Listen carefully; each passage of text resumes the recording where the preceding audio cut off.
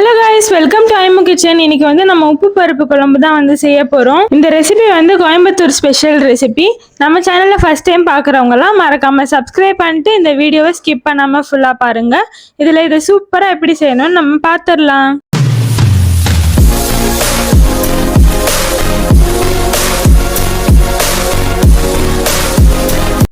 இப்போ இந்த ரெசிபி வந்து நம்ம தூரம் பருப்பு வச்சு செய்ய போகிறோம்.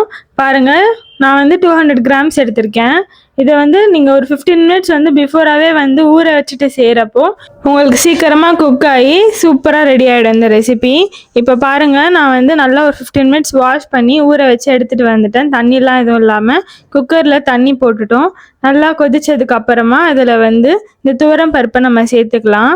இந்த உப்பு பருப்புன்றது வந்து ரொம்ப ரொம்ப ஒரு ஈஸியான ரெசிபி தாங்க. கோயம்புத்தூர் ஸ்டைலில் வந்து நம்ம செய்ய போகிறோம். இது மேலே ஃபார்ம் ஆயிருந்த இந்த தண்ணி இருக்குல்ல, நுர ஃபார்ம் ஆயிருக்கும், அதை எடுத்து நான் தூக்கி போட்டேன். இப்போது ஒரு டேபிள் ஸ்பூன் வந்து நான் வந்து மஞ்சள்தூள் போட்டிருக்கேன்.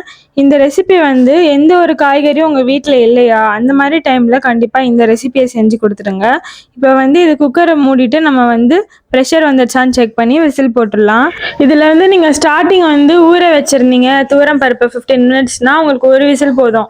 நீங்கள் ஊற வைக்காமல் செய்கிறீங்கன்னா 2 விசில் விடுங்க. இப்போ பாருங்கள், நல்லா குழஞ்சி சூப்பராக ரெடியாகி வந்துடுச்சு. இப்போ வாங்க, நம்ம ஒரு மண் சட்டி வச்சுருக்கோம். அதில் வந்து நல்லெண்ணெய் தான் சேர்த்துருக்கேன். நல்லா சூடானதுக்கப்புறம் நம்ம கடுகு சேர்த்துட்டு நான் வந்து ஒரு 5லேருந்து 10 பூண்டு எடுத்திருக்கேன். அதை வந்து இடித்து இதில் சேர்த்துக்கோங்க. இது ரொம்ப முக்கியமானது, எல்லாத்தையும் நீங்கள் இடித்து தான் சேர்க்கணும். அதே மாதிரி சின்ன வெங்காயமும் நான் 10 எடுத்திருக்கேன். இதையும் வந்து லேசாக இடிச்சிட்டு தான் சேர்த்துருக்கேன். கொஞ்சம் நல்லா கலர் சேஞ்ச் ஆனதுக்கப்புறமா நம்ம பச்சை மிளகாய் வந்து கீரி தான் சேர்த்துக்கணும். அதை சேர்த்துட்டு அதுக்கப்புறம் பிளாக் பேப்பர் இதை வந்து லேசாக இடித்து சேர்த்துக்கோங்க, ரொம்ப இடிக்க வேண்டாம்.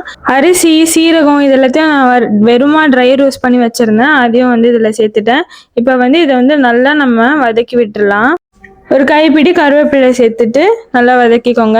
காய்ச்சல் அப்போலாம் நம்மளுக்கு வந்து எந்த ஒரு டேஸ்ட்டே தெரியாமல் நம்ம ரொம்ப கஷ்டப்படுவோம்ல, அந்த மாதிரி ஒரு டைமில் வந்து இந்த உப்பு பருப்பு குழம்பு நீங்கள் செஞ்சு கொடுத்தீங்கன்னா உங்களுக்கு வாய்க்கு நல்லா ருசியாக இருக்கும். இப்போ வாங்க, நம்ம குக்கரில் நல்லா துவரம் பருப்பு வந்து அடிச்சில் அதை வந்து இதில் வந்து நம்ம சேர்த்துட்டு நல்லா ஒன்று போல் கலரிடலாம். அந்த தால் கலரே பாருங்கள், அவ்வளோ ஒரு அட்ராக்டிவாக சூப்பராக இருக்குது. ஸ்மெல்லுமே நல்லா கம கமன்ட்டு இருக்குது. உங்களுக்கு இந்த ரெசிபியே வந்து ஃபுல்லாகவே இந்த உப்பு பருப்புனாலே வந்து ஃபுல்லாகவே ப்ரோட்டீன் தான். நம்ம வெறும் பருப்பு மட்டும்தான் வச்சு செஞ்சுருக்கோம். அப்புறம் இது கூடவே வந்து நான் டேஸ்ட்டுக்கு உப்பு வந்து இப்போ தான் சேர்த்துக்கிறேன். பாருங்கள், செம்மையாக கொதிச்சு வந்துட்டுருக்கு. நல்லா கொஞ்ச நேரம் கொதிக்க விட்டுட்டு அதுக்கப்புறமா நம்ம ஆஃப் பண்ணிடலாம். நம்ம இதை வந்து இறக்கி வைக்கிறதுக்கு முன்னாடி வந்து கொஞ்சோண்டு பெருங்காயத்தூளை வந்து போட்டுட்டு தாங்க இறக்கி வைக்கணும். இப்போது நல்லா கலரி விட்டுக்கோங்க. நல்லா கொதிச்சு வந்துடுச்சு இல்லையா? இப்போ நான் வந்து பெருங்காயம் பவுடர் வந்து கொஞ்சோண்டு இதில் சேர்த்துக்கிறேன். காய்கறியே இல்லாமல் சூப்பரான தால் ரெசிபி, இந்த உப்பு பருப்பு ரெசிபி ரெடி ஆகிடுச்சு. இந்த வீடியோ உங்களுக்கு பிடிச்சிருந்தா மறக்காமல் எனக்கு ஒரு சப்ஸ்கிரைப் பட்டன் மட்டும் கிளிக் பண்ணிக்கோங்க. இது கூடவே நம்ம இந்த கீயை மட்டும் போட்டோன்னா அமிர்தமாக இருக்கோங்க. கண்டிப்பாக ட்ரை பண்ணுங்கள். வாங்க சாப்பிட்லாம். தேங்க்ஸ் ஃபார் வாட்சிங். பாய்.